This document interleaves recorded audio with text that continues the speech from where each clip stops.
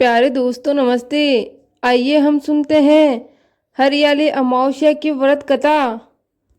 कहानी शुरू करने से पहले आप मेरे YouTube चैनल पर नए हो तो मेरे YouTube चैनल को सब्सक्राइब करें और वीडियो को लाइक शेयर कमेंट जरूर करें।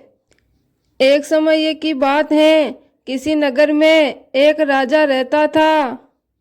राजा के एक बेटा और एक बहू थी।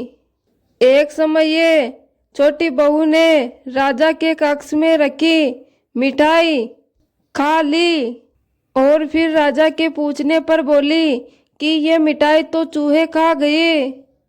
चूहों ने ये बात सुन ली और चूहों ने कहा, ये रानी ने हमारा झूठा नाम लगाया है, अब इसका सच हम सबके सामने लाकर ही रहेंगे। ऐसे ही कुछ दिनों बाद राजमहल में कुछ मेहमान आए। राजा ने उन्हें अतिथि कक्ष में ठहराया। चूहों ने सोचा यही एक सही समय है छोटी रानी का सच सबके सामने लाने का। रात्रि के समय ये छोटी रानी के कपड़े चूहे ले जाकर अतिथि के कमरे में रख दिए। सुबह हुई तो नौकरों ने देखा कि छोटी रानी के कपड़े अतिथि के कक्ष में रखे हैं। धीरे धीरे ये बात पूरे राज्य महल में फैल गई। राजा को जब ये बात पता चली तो राजा ने रानी को महल से निकाल दिया। छोटी रानी हर रोज पीपल के पेड़ के नीचे एक दीपक जलाती थी और साथ में जवारे भी बोती थी। एक दिन जब राजा शिकार से लौट रहा था तो उसने रास्ते में देखा कि बाड़ी के पीपल के पेड़ के नीचे कुछ जगमगा रहा है। राजा ने अपने सैनिकों से कहा कि जाओ और उस पेड़ के ऊपर बैठकर देखो कि यहाँ क्या जादू हो रहा है। राजा के सैनिक गए और पीपल के पेड़ के ऊपर चढ़कर बैठ गए। रात्रि में उन्होंने देखा कि वहां पर रखे हुए कुछ दीपक आपस में बात कर रहे हैं।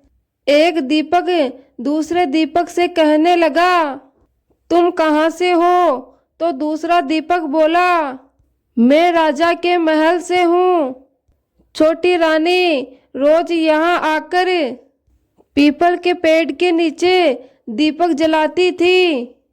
आज हरियाली अमावस्या है लेकिन छोटी रानी नहीं आई क्योंकि राजा ने उसे महल से निकाल दिया।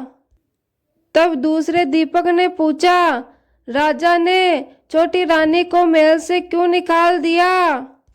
तो राजा के महल का दीपक बोला, छोटी रानी ने एक दिन राजा के कक्ष में रखी मिठाई खा ली और चूहों का झूठा नाम लगा दिया। छोटी रानी के सच को सामने लाने के लिए चूहों ने रानी के कपड़े ले जाकर अतिथि के कक्ष में रख दिए और रानी पर इल्जाम लगा। फिर राजा ने उसे महल से निकाल दिया। इसीलिए आज मैं सुना हूँ। सिपाहियों ने जब ये बात सुनी तो वो तुरंत पेड़ से नीचे उतरे और महल में जाकर उन्होंने राजा को सारी बात बता दी।